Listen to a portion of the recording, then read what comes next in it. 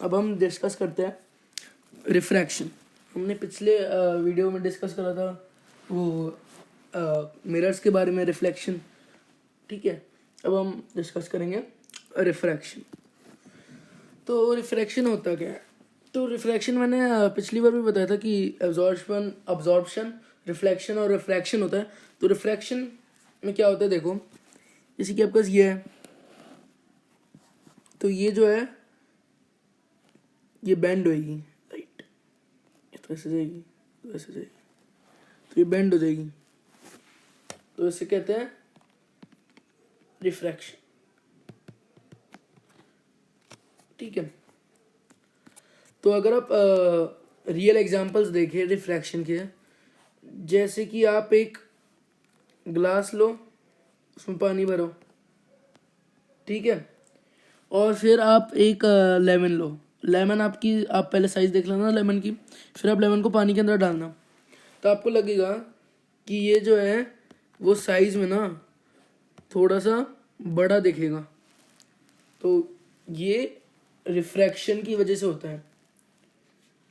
अब देखते हैं, तो अगर एक ऑब्जेक्ट जैसे कि ऑप्टिकली जो ज़्यादा रिफ्लेक्शन करते हैं ना, ज़्यादा बाइंडिंग ऑफ लाइट करते हैं, उन्हें बोलते हैं ऑप्टिकली डेंसर, और जो कम करते हैं तो वो होता है ऑप्टिकल रेरर। मतलब कि ये रिलेशन है। तो जब ऑप्टिकली डेंसर से रेरर में जा रही होती है लाइट, तो क्या होती है, bends away from the normal होती है, bends away from the normal. और अगर वो क्या बोलते हैं, रेयर से डेंसर में जा रही है, तो it bends towards the normal. ठीक है, तो अब ऐसे ही एक एग्जांपल देखते हैं, मतलब कि तो ग्लास स्लैब में क्या होता है। तो ग्लास स्लैब में होता है, जैसे कि ये ग्लास मान लो आप, और ये रहा एयर, ठीक है, तो ये यहाँ से जा रहा है अंदर, ये नॉर्मल है, ये एंगल आया है। तो जब ये लाइट ऑप्टिकली डेंसर से नहीं, ऑप्टिकली रेयर से डेंसर में जा रहा है, तो it will bends towards the normal. ठीक है, तो मतलब कि वो इसकी इसी साइड में ऐसे बेंड होएगी, और फिर जब बाहर जा रही है तो अपोजिट होएगा कि ऑप्टिकल डेंसर से रेयर में जा रही है तो अवे फ्रॉम द नॉर्मल हो जाएगा। तो ये नॉर्मल खींची तो अवे फ्रॉम द नॉर्मल, तो ये वापस ऐसे पैरेलल बन जाता है। मतलब कि बस उसका पाथ ऑफ लाइट चेंज जो है, उसका जो एंगल है वो चेंज नहीं हुआ। ठीक है, ये देखो, ये भी एंगल इक्वल होगा, ये भी एंगल इक्वल होगा। अब हम देखते हैं speed of light in vacuum. तो speed of light in vacuum होता है 3 × 10⁸ मीटर पर सेकेंड। मतलब कि अगर आपसे पूछे कि किलोमीटर्स में कितना होता है, उसमें कितना होता है, तो आप कन्वर्ट कर दोगे। तो किलोमीटर्स में कितना होगा, 3 × 10⁵ किलोमीटर पर सेकेंड। ऐसे आपको कन्वर्ट करना तो आता ही है। तो फिर अब देखते हैं कि उसमें क्या होता है। जैसे कि वैक्यूम में लाइट होती है 3 × 10⁸ तो जब एयर में होती है तब भी उतनी होती है, बस थोड़ी सी कम होती है। तो रिफ्रैक्शन वैसे होता क्या है, रिफ्रैक्शन लाइट की स्पीड कम होना नहीं होता। रिफ्रैक्शन में मतलब कि जो पार्टिकल्स है ना बीच, वो रोक देते लाइट को। जैसे कि बस स्टॉप होता है, तो अगर बस ऐसे चलते रहे तो वो बहुत फास्ट चलेगी, पर वो स्टॉप्स पर रुकती रहती है। तो वैसा होता है लाइट के साथ भी, वो रुकती रहती है तो वो स्लो हो जाती है, और वो बेंड हो जाती है। अब रिफ्रैक्शन को भी हम formats principle of least time से जोड़ सकते हैं। जैसे कि ये आपको यहाँ पर जाना हो सबसे जल्दी, और आप यहाँ पर हो, ठीक है, तो सबसे जल्दी रास्ता कौन सा होगा, ये पानी है, तो सबसे जल्दी रास्ता आपको ये लगेगा, पर ये है नहीं, क्योंकि यहाँ पर है land. Running is faster than swimming, right, running swimming से तो तेजी होती है। तो आप पहले ज़्यादा देर रनिंग कवर करोगे, फिर स्विमिंग करोगे, ताकि आप यहाँ पर फास्ट पहुँच जाओ और आपको कम डिस्टेंस करना पड़े जिसमें स्लो रहे। तो वैसा करती है light. Formats principle of least time देखो इस चैप्टर में पूरा यूज हो रहा है। अब देखो रिफ्लेक्शन में भी प्रूव हो गया rectilinear propagation of light and diffraction. तो Fermat's principle of least time मतलब कि इस चैप्टर का जस्ट बेस है। अब रिफ्रैक्शन में क्या होता है, ये लाइट जा रही है, यहाँ पर एक मान लो मॉलिक्यूल कुछ सब्सटेंस है, तो इसके अंदर एटम्स होंगे, ठीक है, ये आपको पता ही है। तो ये यहाँ पर रुकेगी, फिर बाहर निकलेगी, फिर यहाँ पर रुकेगी थोड़ी सी देर, फिर यहाँ पर बाहर निकलेगी, फिर फाइनली बाहर निकलेगी।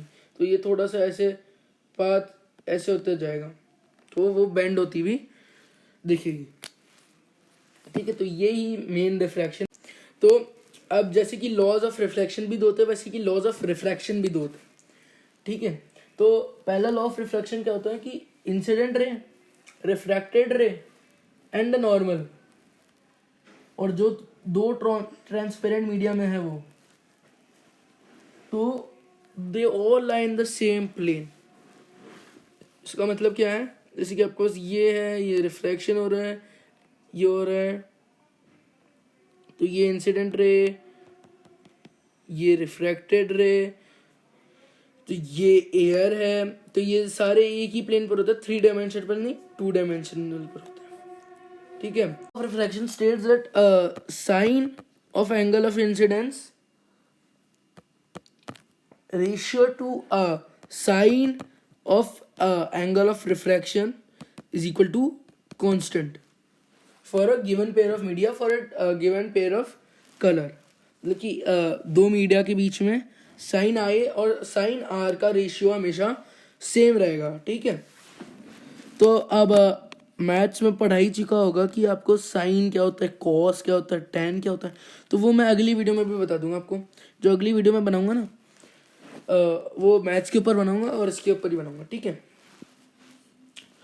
तो साइन वैसे मैं ऐसे बता देता हूँ, जैसे कि ये मीडियम है, ये वो है नॉर्मल,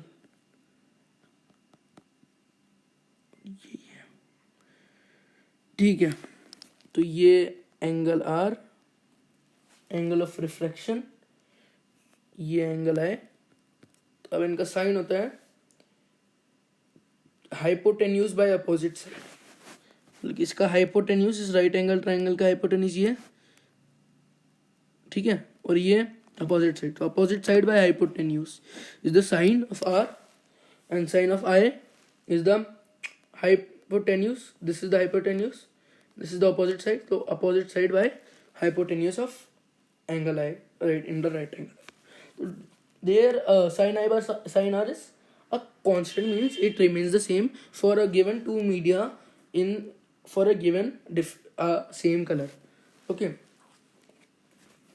जो भी मैंने बताया sin I by sin R वो इज इक्वल टू कॉन्स्टेंट, वो स्नेल्स लॉ होता है, and it is true for angle 0 degree when 0 degree I is greater than 0 degree but less than 90 degrees, okay। So now let's talk about the critical angle। तो आप मानिए ये surface है, ठीक है, तो इधर से लाइट आ रही है कहीं से, यहाँ पर रिफ्लेक्ट होगी, ये यहाँ पर जाएगी, फिर अगर थोड़ा सा और ऐसे लेंगे तो यहाँ पर जाएगी, थोड़ा सा और ऐसे, और ऐसे थोड़ा सा और यहाँ से, तो एक पॉइंट पर ये सीधी जाएगी और ये दूसरी मीडिया में जाएगी नहीं, मतलब कि यहाँ पर ही जाएगी। तो इस जब एंगल आए ये होता है, तो इसे कहते हैं क्रिटिकल एंगल। जब कोई भी लाइट दूसरी मीडिया में जा ही नहीं रही हो तो उसे कहते हैं क्रिटिकल एंगल, तो वो एंगल आया। अब ऐसा भी होता है कि एक एंगल पर आया और वो रिफ्रैक्ट ही नहीं हुआ बाहर, वो अंदर ही रह गया, तो इसे कहते हैं टोटल इंटरनल रिफ्लेक्शन। मतलब कि वो जो रिफ्रैक्टेड रेज जा रही थी बाहर, तो वो एंगल उस टाइप का था, वो रिफ्लेक्ट हो गई, वो रिफ्रैक्ट तो हुई नहीं, तो इसे कहते हैं टोटल इंटरनल रिफ्लेक्शन। तो अब देखते हैं रिफ्रैक्टिव इंडेक्स क्या होता है। तो रिफ्रैक्टिव इंडेक्स मतलब कि उसका रिप्लेसमेंट है sine i by sine r is equal to constant, क्योंकि आपको सबका साइन आई फिर साइन आर निकालना पड़ेगा, फिर आप इतना मेहनत करोगे तो फिर वो ऐसा रहता नहीं। तो एक इजी तरीका निकाला है रिफ्रैक्टिव इंडेक्स। तो आपको अगर जैसे कि refractive index of 1 with respect to 2, ठीक है, तो आप क्या करोगे, v2 by v1, 1 with respect to medium 2। तो this is the speed of light in medium 2 and this is the speed of light in medium 1। और अगर आपको vice versa refractive index of medium 2 with respect to medium 1, तो आप लिखोगे v1 v2 velocity of light in first medium by velocity of light in second medium. अब absolute refractive index वो होता है जैसे कि आपको आप index of refractive index of medium respect to vacuum, ठीक है, आप उसको रिस्पेक्ट विद वैक्यूम करेंगे, जैसे कि vacuum by the speed in medium 1, मतलब कि कोई सा भी मीडियम, तो वो होता है एब्सोल्यूट रिफ्रैक्टिव इंडेक्स। और वही नापा जाता है, जैसे कि एयर का रिफ्रैक्टिव इंडेक्स है 1.0003। देखते हैं लेंस, लेंस क्या होती है। तो अभी हम देख रहे थे मिरर्स, रिफ्लेक्शन, अब हमने पढ़ा रिफ्रैक्शन। तो स्फेरिकल लेंस में क्या होता है, रिफ्रैक्शन होता है, ठीक है। तो अब दो तरह की होती है, वो भी कॉनकेव और कॉन्वेक्स। तो कॉन्वेक्स कैसे होती है, ऐसे शेप में होती है। कॉनकेव लेंस कैसे होती है, ऐसे शेप में होती है। तो कॉन्वेक्स लेंस क्या करती है, ये यहाँ से लाइट आ रही है तो सबको कन्वर्ज कर देगी, और फिर कॉनकेव डाइवर्ट कर देती है, ठीक है, ये डाइवर्ट कर देती है। ये डिफरेंशिएट है, मतलब कि कॉनकेव और कॉन्वेक्स होते क्या है लेंस। तो convex lens are converging and concave are diverging. अब आपको जो सारी लाइट है ना वो कन्वर्ज करनी है अंदर, ठीक है। तो आपके पास ये है, ठीक है, तो आपके पास ये है कॉनकेव्स। तो आप कैसे करोगे, मतलब कि आपको इसी पॉइंट पर लाना है। तो क्या करता है वो कॉन्वेक्स लेंस, तो जैसे कि इधर लाइट आती है, ये थोड़ा सा वैसा एंगल है तो ये इधर दे देगा, ठीक है। ये अगर ये सीधा जाएगा तो ये जैसे कि प्लेन है, अगर ये आपको पता ही है कि ये ग्लास स्लैब है, तो ये ज़्यादा डिविएशन अगर नहीं करना चाहिए, तो आप इसको छोटा रखिए। तो थोड़ा सा डिविएशन करता है पर वो नज़र नहीं आता, तो ये यहाँ पर आएगा, फिर ये अगेन ये वाला पार्ट, तो ये डिविएट करेगा अंदर। देखिए अगर अब हम देखते हैं इमेज फॉर्मेशन बाय लेंसेज। तो एट इन्फिनिटी जब पैरेलल है रेस, तो आप इसको यहाँ से ऐसे करेंगे, ये पैरेलल जाएगी तो ये फोकस में जाएगी, यहाँ पर तो रिफ्रैक्शन होगा, मतलब कि इधर दिखेगी लाइट, और ये इसको एक बार सीधी भेजते हैं तो ये सीधी जाएगी। यहाँ से भी अगर आप ऐसे करेंगे तो फोकस पर ही आएगी सारी लाइट, और वो पॉइंट साइज रहेगी, ठीक है। जैसे कि इसमें भी होता है कॉनकेव कॉन्वेक्स मिरर में, तो it will B at focus, it will be highly diminished point sized, and it will be real as two light rays are meeting, and it will be inverted.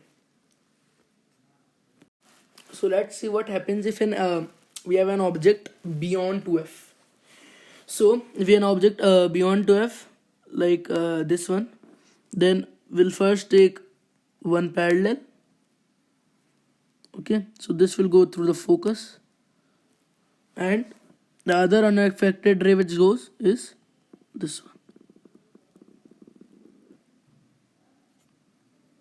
So in concave and convex mirror, the middle part goes unaffected because it has because this is refraction. So refraction through glass slab, you have already seen that the angle of the light does not change, it only deviates a little, but in this convex lens there is not much deviation, so it is unconsiderable amount of deviation, we cannot see it. So here we have created an image between f and 2f, and it is small, diminished, right. And तो वो क्या है, वो real and inverted भी है।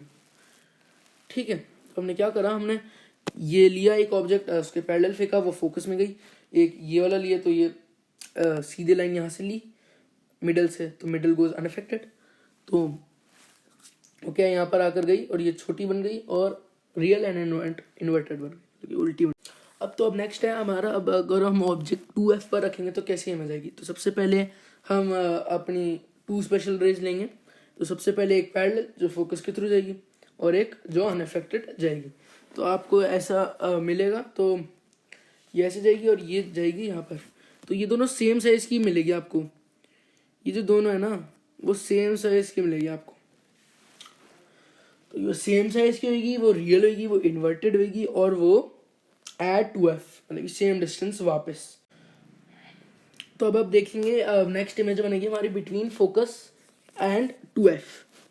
ठीक है, तो आप देखेंगे कि जब आप ऐसे इमेज बनाओगे तो आप पैरेलल लाइन लोगे, फोकस हो जाएगी, अनअफेक्टेड एक लाइन खींचोगे तो वो होगी 2F के बियॉन्ड, और वो आपको लार्ज दिखेगी और इन्वर्टेड तो दिखेगी, तो वो बियॉन्ड TF बनेगी, वो इनलार्ज होगी और रियल और इन्वर्टेड भी होएगी। अब अगर हम इसको F पर कर दे तो ये पैरेलल जाएगी, ऐसे जाएगी और इन्फिनिटी पर मिलेगी है। आप चेक कर लेना, तो मतलब कि वो आपको दिखेगी तो नहीं, पर आपको इन्फिनाइटली लार्ज और भाई बहुत ज़्यादा इनलार्ज दिखेगी, और वो रियल होएगी और वो इन्वर्टेड होएगी। ठीक है, देख लेना, उसको स्क्रीन पर भी कर लेना। तो ऊपर इन्फिनिटी पर होएगी वो F की इमेज।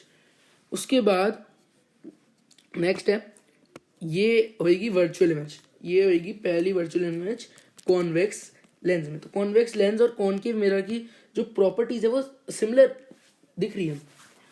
तो एक आप कॉन्वेक्स लेंस मानिए, यहाँ पर ये ऐसे गई, ये ऐसे गई, इसको यहाँ पर F मानिए, इसको यहाँ पर 2F, इसको भी यहाँ पर F मानिए और इसको भी यहाँ पर 2F।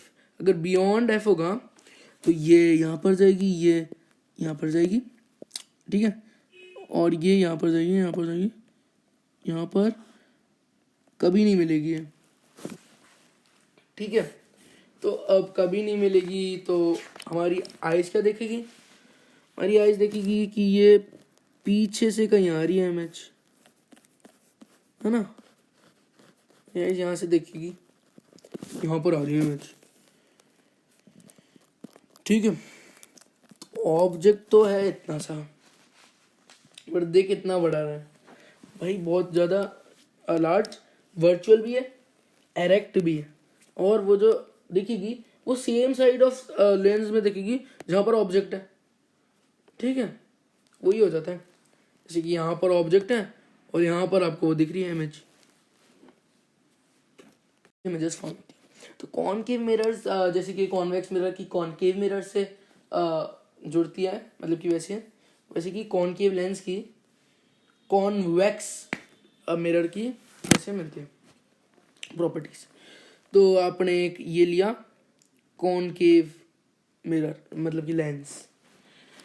कॉनकेव लेंस में अगर आप इन्फिनिटी पर रखोगे तो ये सारी पैरेलल जाएगी, यहाँ पर आप F 2F, ठीक है, तो सारी पैरेलल जाएगी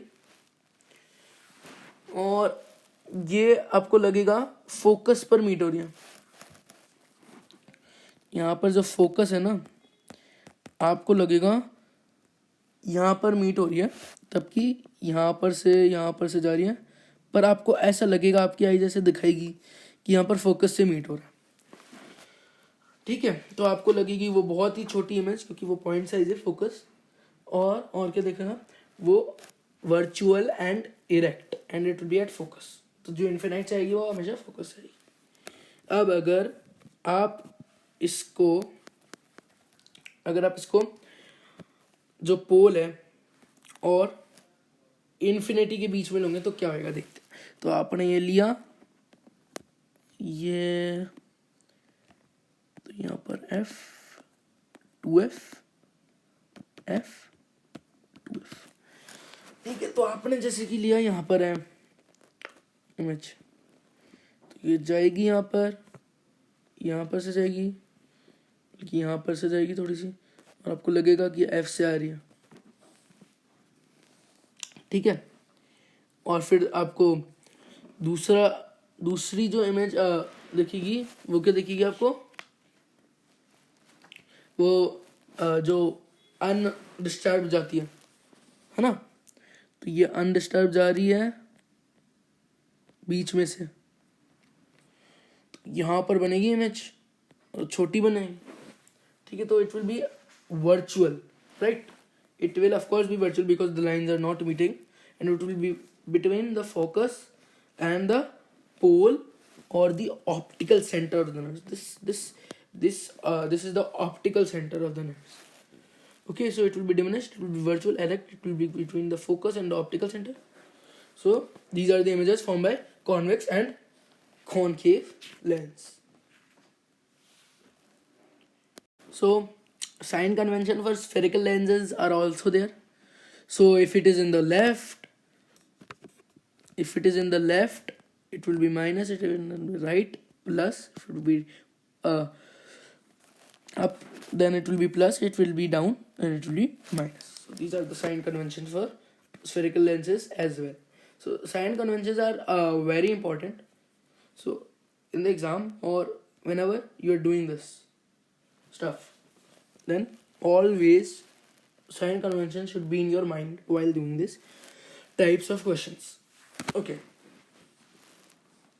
so now the lens formula that we get of these spherical lenses is 1 by v minus 1 by u is equal to 1 by f. So it is also found like we found the spherical mirrors by finding similar triangles. You can also try it and find it. I will not tell it right here. Okay, so 1 by v minus 1 by u is equal to 1 by f, and please take the minus and plus signs in your mind and take बल्कि उसका ख्याल रखना। तो अब देखते हैं अब इसमें मैग्निफिकेशन। तो मैग्निफिकेशन इसमें क्या होता है, वही होता है h डैश बाई h, और इसमें मैग्निफिकेशन पर ये होता है मिरर्स में माइनस वी बाई यू होता है, इसमें होता है v बाई यू, ठीक है। तो ये हो गया। अब जो हमारा लास्ट टॉपिक है वो है the power of a lens. जैसे कि किसी के चश्मा लगता है तो उसको पावर चाहिए होती है लेंस की, ठीक है। तो पावर ऑफ लेंस का फॉर्मूला है P is equal to 1 by F, ठीक है। P is equal to 1 by F. तो अब जब पावर ना माइनस में होती है तो मतलब कि वो कॉनकेव में फॉर्म हो रहा है, पावर जब प्लस में होता है मतलब कि वो कॉन्वेक्स में फॉर्म हो रहा है। तो अब पावर के रिलेटेड एक दो क्वेश्चन कर लेते हैं, मतलब कि एक क्वेश्चन कर लेते हैं। If to find the focal length of a lens of power -2d, what type of lens is this. तो power is equal to 1 by F, ठीक है। तो -2 is equal to 1 by F. तो डी क्या होता है, -2d, dioptres, okay. So it is d and it is always measured with respect to focal length when it is in meters. Okay, so -2d is equal to 1 by f means that -2f is equal to 1. 1 by -2 equal to -0.5 meter. -0.5 meter is the focal length, means it is a concave mirror and its focal length is 0.5 meter, -0.5 meter. It is a concave lens, okay.